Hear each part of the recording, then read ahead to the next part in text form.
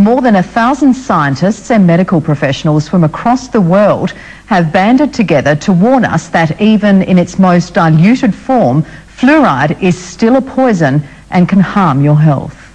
This is one pollutant that we capture in the phosphate fertilizer industry, and having captured it, we can't dump it into the sea, but we put it into our own drinking water. It's extraordinary. Fluoride in our water supply is a very real and ever-present risk to our population at large. A radical view that's made Adelaide dentist Dr. Andrew Harms a renegade among his colleagues and the professional body he once headed in South Australia. The ADA and other dental professional groups will not speak to anybody from the anti-fluoridation side, but I've been asked to not refer to myself as a past president of the Dental Association of South Australia. In fact, I'm no longer a member of the Dental Association over this issue. Dr. Harms has joined the growing movement of public discontent about adding fluoride, a potent poison in its most concentrated form, to our drinking water. The chemical fluoride itself is dangerous, but also I'm concerned about the arsenic levels and the lead levels as a result of these chemicals being dumped in the water supply. Alarm bells have been ringing about the health risks, some from credible scientific sources like Emeritus Professor Paul Connett. So here we got 1,100 scientists saying, we've read the scientific literature, we say there's a problem. And now what we should get from the other side is a very careful consideration of these reports and a scientific explanation. But we don't get that. All we get is a continuation of this propaganda, this simplistic PR. It's safe and effective, safe and effective, safe and effective. If they repeat it enough times with a white coat on it, everybody's supposed to believe them. The only argument about this is whether we have an adequate margin of safety, and I would stake my scientific career on the fact that there is no adequate margin of safety. For decades, Americans associated fluoride with good dental hygiene, which is why it's still added to most public water supplies. But today, 600 health professionals and scientists, including Dr. Arvid Carlsson, a Nobel laureate of medicine, are calling on Congress to ban the use of fluoride immediately. Among the petitioners, Bob Carton, a former Environmental Protection Agency scientist. He says fluoridating water was a mistake from the beginning. It was a foolish thing to do years ago. They didn't have enough information. It hadn't really been tested. In fact, a 2005 Centers for Disease Control study found too much fluoride has caused irreversibly discolored teeth in 1 out of 3 children. And a major report by the National Academy of Sciences says toxic levels can lead to severe permanent pitting of the enamel in children. Fluoride can also build up in the bones to cause pain, stiff joints, and skeletal abnormalities when they get older. It's a cumulative poison. It just gradually builds up and it gradually causes harm. In 2006, a report by the National Academy of Sciences identified fluoride as a potent hormone disruptor that can affect your thyroid and potentially lower the IQ of children. Currently, 66% of United States residents who rely on public water supplies are exposed to the most consumed drug in the nation, fluoride. Some recent studies suggest that overconsumption of fluoride can raise the risk of disorders affecting teeth, bones, the brain, and the thyroid glands. After 3 years of reviewing hundreds of studies, a National Research Council committee concluded that fluoride can subtly alter endocrine function, especially in the thyroid, the gland that produces hormones regulating growth and metabolism. Fluoride found in foods, beverages, medicines, and dental products can result in fluoride overconsumption. This is most visible in young children as dental fluorosis, white-spotted, yellow, brown, and/or pitted teeth. Epidemiological studies and tests on lab animals suggest that high fluoride exposure increases the risk of bone fracture, especially in vulnerable populations such as the elderly and diabetics. A scientist at a leading dental research institute in Boston, Dr. Phyllis Moulinex, exposed rats to fluoride to work out its effects on the human brain and the central nervous system.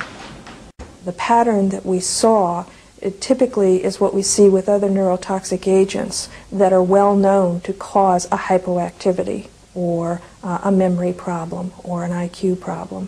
When I first presented the results of these studies, one of the individuals sitting and listening to the results, he says, "Do you have any idea what you're saying?" And he says, "You're telling us that we're reducing the IQ of children." Last November, concerns over excess fluoride prompted the American Dental Association to warn parents not to mix baby formula with tap water during an infant's first 12 months. And for years, the Food and Drug Administration has required warning labels to keep toothpaste out of the reach of children under 6, and if swallowed, to get medical help or contact a poison control center right away. Elaine Valentine couldn't understand why she was able to lead a normal, healthy life in her hometown, but whenever she headed to Melbourne and drank the water, she'd come home a very sick woman. I feel lousy, and I get very lethargic, couldn't care less about anything, very, very tired, and very, very wheezy, and just feel plain ill. Elaine consulted a natural therapist who recognised immediately that something was seriously wrong. When we went back to the hospital, she then did the testing and was absolutely shocked to see a severe asthmatic reaction that Elaine had, where her lung function dropped to a quarter of its normal volume when she actually drank the glass of water with the fluoride added to it. Dr. Philip Robertson says up to 200,000 Australians may be suffering from an intolerance to fluoride and not realise it, with symptoms ranging from headaches or indigestion to chronic arthritis. If somebody's taking fluoride and they suspect there's a link between their symptoms, it's a matter of getting them off the fluoride and watching to see if there's an improvement. And Elaine's not his only client.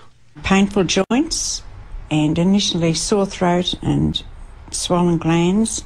Retiree Carmel Stringer says she's been suffering from hypersensitivity to fluoride for nearly 30 years, which has drastically restricted her lifestyle.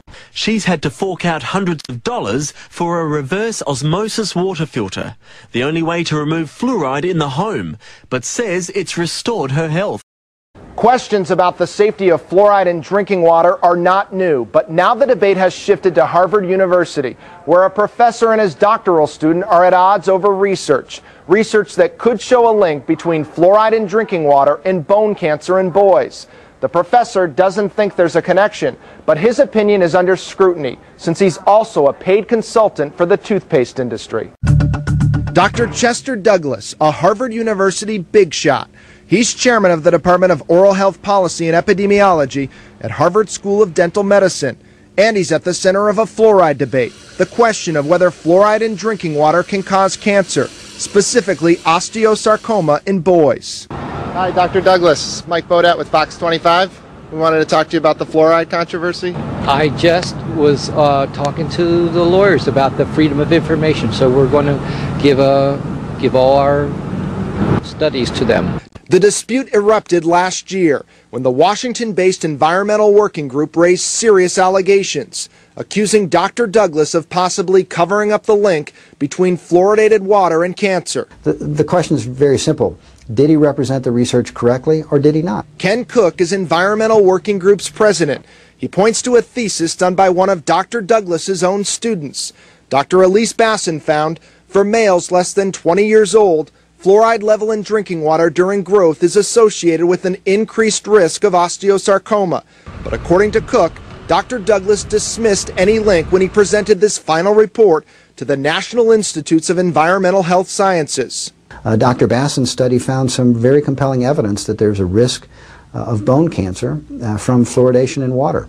And the presentation of her research suggested the opposite, that there was no evidence. The Environmental Working Group has raised concerns about Dr. Douglas's close ties to toothpaste giant Colgate, pointing to his job as editor-in-chief of the Colgate Oral Care Report. Fox Undercover has learned Dr. Douglas has also worked as a consultant for Colgate for the last 10 years. The company has paid him tens of thousands of dollars. Tony Valentine is watching the controversy closely. It's personal. His son Seth died 20 years ago after a painful battle with osteosarcoma. Seth grew up in Dedham, one of 137 communities in Massachusetts that adds fluoride to the water.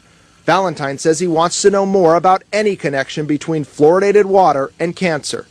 What do you think about this possible link? When I first heard that, I was kind of shocked, because I knew that we used the Dedham water and I knew there was fluoride in it. Valentine says even the suggestion of a link is disturbing. Dr. Basson declined to be interviewed, but she's standing by her work and tells Fox Undercover a paper based on her thesis will soon be published in the Journal of Cancer Causes and Control. A Harvard spokesman tells us its investigation is ongoing. This as the federal government continues its own investigation.